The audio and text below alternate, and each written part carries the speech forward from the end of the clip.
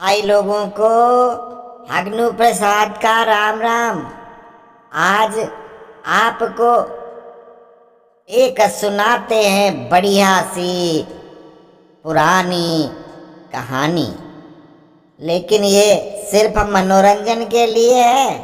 किसी को अपने दिल पर लेने की जरूरत नहीं है। क्या हुआ कि त्रेता में राम जी आए थे। उन्होंने रावण, कुंभकर्ण, मेघनाथ, खरदूषण, त्रिशिरा, अतिकाय, कंपन, देवांतक, नारांतक, हिरावण, महिरावण और पता नहीं क्या क्या नाम वाले लाखों राक्षस मार दिए। अब उनकी आत्माएं भटकने लगी। अब उनको मरने का भी डर नहीं था। सभी ऋषि मुनि, देवता, दानव, मानव, किन्नर, गंधर्व सभी लोगों को परेशान कर रहे थे। भूत प्रेत से रक्षा करने से भगवान ने भी मना कर दिया। लक्ष्मण जी बोले, देखो ऋषियों, मैंने तुमको राक्षस लोगों से बचाने की कसम खाई थी, आत्माओं से नहीं। आत्माएं तो मुझे भी डराती हैं, उनको मारा तो जा नहीं सकता, हम खुद ही दूसरे के सहारे हैं। बेचारे बजरंग बली हनुमान पहरा देते हैं, तब हम सोते हैं। हम 4 भाई 4 महल अकेले हनुमान जी। जब भरत भैया की तरफ जाते हैं तो सभी प्रेत मेरी तरफ आकर सोना मुश्किल करते हैं। जब बजरंग को मैं बुलाता हूँ तो सारे के सारे शत्रुघ्न को घेर लेते हैं। उधर राम भैया अकेले हैं। सीता मैया तो पताल में समा गईं, अब अकेले रहते बेचारे जमीन पर सोते हैं। आसपास बेचारे बच्चे लव और कुश पहरा देते हैं। रात भर जागरण होता है। भूत प्रेत चुड़ैल सब नाचते हैं। अकेले हनुमान जी से डरते हैं क्योंकि वो पिटाई करते हैं। लेकिन अकेले किस किस प्रेत को कितने लोगों की पिटाई करेंगे, मार तो सकते नहीं। उर्मिला, मांडवी, श्रुति सभी बेचारी पूरी पूरी रात जागती है। अब सब मिलके राम जी के दरबार में अर्जी लगाते हैं कि इन लंका वाले भूतों से बचाओ। राम जी बोले, हनुमान, तुम्हारे होते हुए ये क्या सुन रहा हूँ। हनुमान बोले, प्रभु, हम भरत भैया, लक्ष्मण भैया और शत्रुघ्न भैया के महलों में दौड़ लगाते रहते हैं, लवकुश भी बुलाते हैं। बीच बीच में अकेले हम किस किस प्रेत से लड़े। रात भर लड़ता हूँ, फिर भी किसी न किसी को पटक ही देते हैं प्रेत। बड़े शक्तिशाली भूत हैं प्रभु। अच्छा, एक काम करो, सभी प्रेतों को बुलाओ, उनसे ही पूछते हैं कि क्या चाहते हैं। तो सभी प्रेत बुलाए गए। सबके सब आए तो पूरे राज्यसभा में चारों तरफ आत्माएं ही आत्माएं दिख रही थी। लाखों राक्षसी, भूत प्रेत, चुड़ैल सब शोर मचा रहे थे। अब राम जी ने 1 बार 2 बार 3 बार चुप कराया, लेकिन फिर दरबार में फिर वही बाजार लग जाए। कौन क्या कह रहा, किसी को कुछ सुनाई नहीं पड़ रहा। फिर तो राम जी को क्रोध आ गया और उन्होंने धनुष की जोरदार टंकार किया, जिससे तीनों लोक कंपायमान हो गए और जोरदार तरीके से बोले कि अब मैं वो बाण निकाल रहा हूँ जिससे समुद्र को सुखाने जा रहा था, उसी से सभी आत्माओं को जला डालूंगा। अब सभी भूत चुड़ैल प्रेत सब डर गए और एकदम चुप। हिम्मत करके फिर रावण का भूत बोला, देखो राम जी, तुमने मेरे पूरे 1 लाख बेटे, 1.25 लाख नाती पोते, मेरी सारी सेना, भाई बंधु, उनके बच्चे पोते नाती सभी मार दिए और सबकी आत्माएं यहीं पर हैं जो लंका में मौज कर रहे थे। अब भूखे प्यासे भटक रहे हैं। सीता के लिए तुमने मुझे मार डाला और सीता तुम्हारे पास भी नहीं रही। अब ये बताओ कि हम लोग दोबारा वही आनंद कब उठा सकेंगे। राम जी बोले कि अभी तुम लोग प्रेत लोक में जाओ, कलयुग में तुमको दोबारा जन्म मिलेंगे, तब मौज करना। कुंभकर्ण बोला कि प्रभु, मेरे भैया रावण को कलयुग में किस नाम से जाना जाएगा। तो प्रभु मुस्कुरा कर बोले कि इसका कलयुग में सैफई नामक गांव में जन्म होगा, जहां इसका नाम मुलायम सिंह होगा। लेकिन यह नाम के अनुरूप मुलायम नहीं होगा, बड़ा क्रूर, निर्दयी और गौ खाने वाले राक्षसों का मसीहा होगा। गौ रक्षक, धर्म रक्षक राम भक्तों पर यह गोली चलवाकर उनकी हत्याएं करवाएगा और उन राक्षसों का मसीहा बन जाएगा। कुंभकर्ण बोला, प्रभु फिर मैं क्या कहा जाऊंगा? प्रभु बोले, तू हमेशा नींद भर सोया है और जागते ही लूट कर खाया है, इसलिए तू कलयुग में महाभ्रष्टाचारी कमीशन खोर होगा और अपने भाई का सबसे प्रिय शिवपाल नामक राक्षस प्रसिद्ध होगा। मेघनाथ बोला, प्रभु मैंने तो कोई खास पाप नहीं किए, फिर भी आपके भाई ने मुझे मार डाला। मैं तो लंका का युवराज था, अब मेरा क्या होगा? प्रभु बोले, मेघनाथ तू अगले जन्म में भी युवराज होगा, तेरा नाम अखिलेश होगा।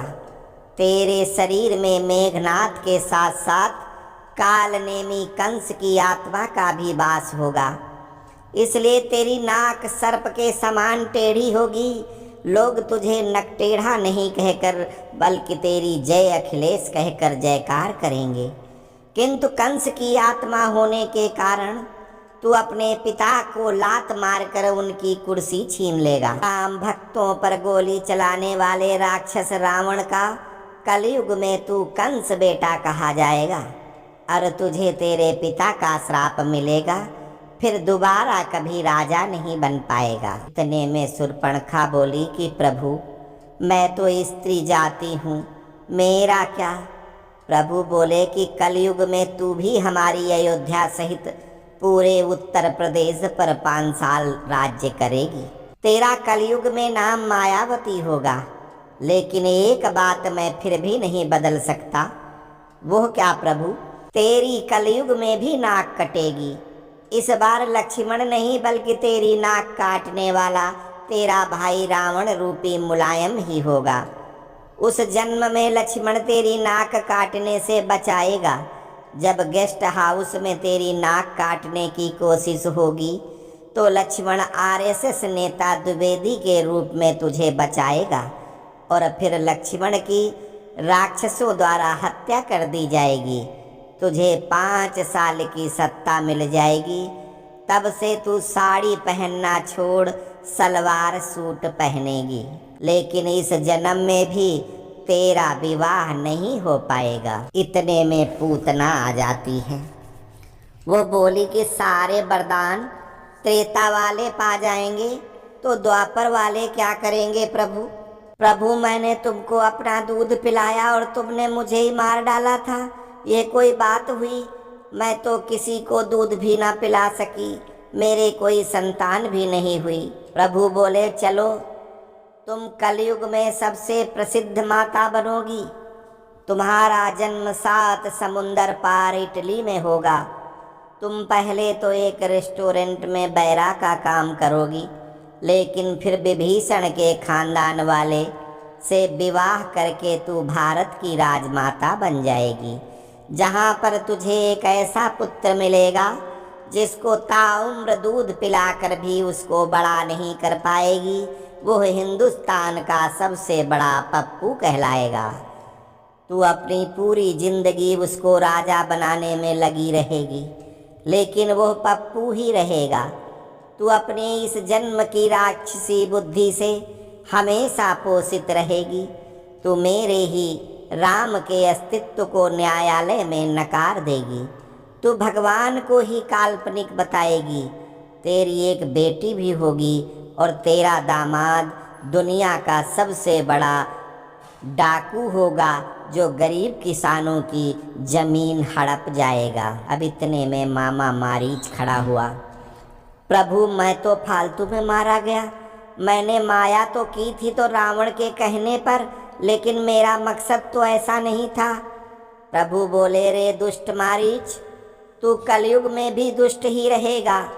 माया छल प्रपंच मक्कारी झूठ तेरी नस नस में रहेगा।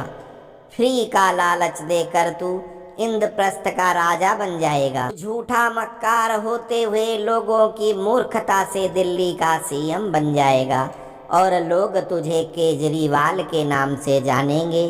कुछ लोग तुझे खुजलीवाल भी कहेंगे। इस प्रकार भगवान ने सभी दुष्ट राक्षस आत्माओं को कलयुग में पुनः जन्म लेकर मौज करने के वरदान दिए। अब विभीषण बोले कि हे प्रभु मैं क्या करूँगा।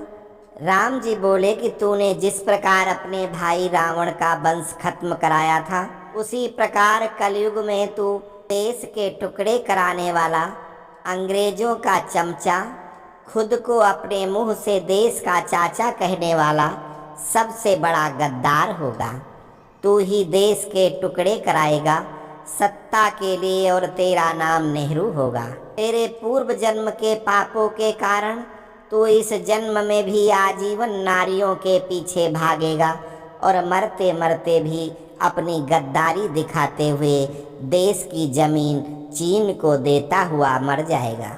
इसके बाद तेरी गद्दार आत्मा विभिन्न वामपंथी टुकड़े टुकड़े गैंग हजारों गद्दारों के शरीर में समाहित रहेगी, जो देश के साथ सदैव गद्दारी करते रहेंगे।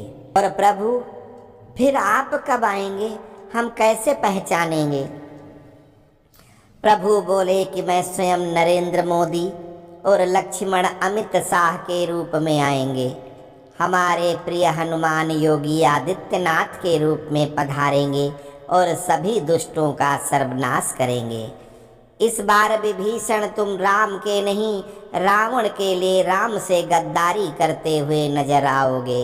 जब सबको वरदान मिल गए, सभी आत्माएं प्रेतलोक में चली गईं और कालांतर में कलयुग आया, तो अपने वरदान के अनुसार पृथ्वी पर अवतार ले लेकर देश की जनता को लूट रहे हैं। अस्तु, जय सिया राम।